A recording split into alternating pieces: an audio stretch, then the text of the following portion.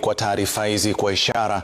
Na mtazamaji, runinga ya Citizen imepata picha za kipekee ambazo zinaonyesha namna maafisa wa polisi waliomfikisha marehemu Albert Ojwang katika hospitali ya Mbagathi hawakuwa na haraka licha ya madai ya polisi kuwa aliondoka kituo cha Central akiwa na majeraha yaliyohitaji huduma za dharura.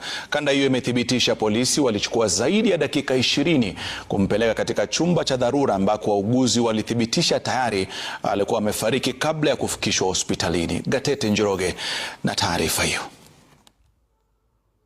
Kanda hii ya CCTV katika hospitali ya Mbagathi inapata gari la polisi likiingia ndani ya hospitali polepole saa 7:35 usiku wa manane tarehe 8 mwezi huu. Maafisa watatu wa polisi wakikaa mbele ya gari wakishuka. Wawili wanasimama kando na kuanza kujadiliana na kuondoka kwa mwendo wa aste wakifuatwa na mwenzao.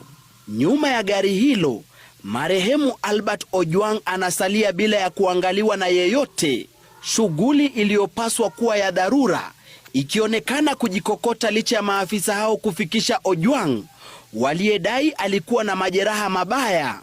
Picha za ndani zinawaonyesha maafisa hao wakienda kuzungumza na wauguzi ndani ya hospitali. Dakika 2 baadaye wanaondoka nje ambako CCTV inanakili wakizungumza na simu.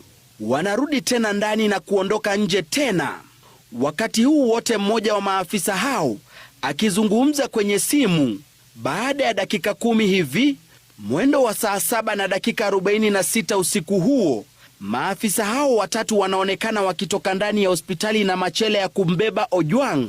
Kwa dakika zingine 10 wanajitayarisha kumwondoa Ojwang ndani ya gari la polisi wakiitisha usaidizi wa mlinzi wa hospitali.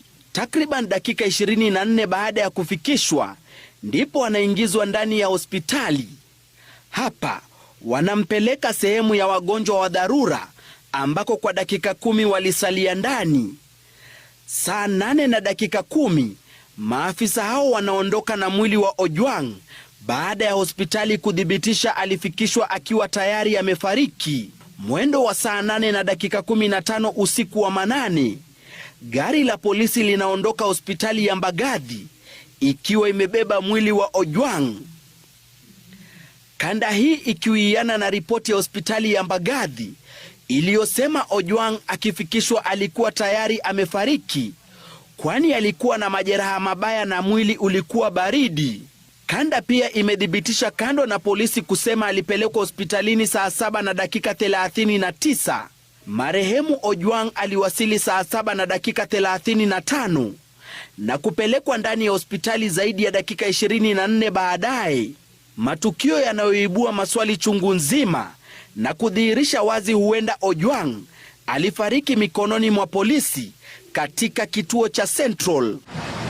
Kwingineko, mshukiwa Samson Talam ambaye ni afisa mkuu kituo cha Central anayezuiliwa na polisi kupitia mawakili wake amekana kuhusika na kifo cha Ojwang, akidai kuwa alikuwa amemwachia majukumu mdogo wake wakati mshukiwa alifikishwa kituoni. We shall be producing CCTV footage to show that he was nowhere near the police station called Central Police Station.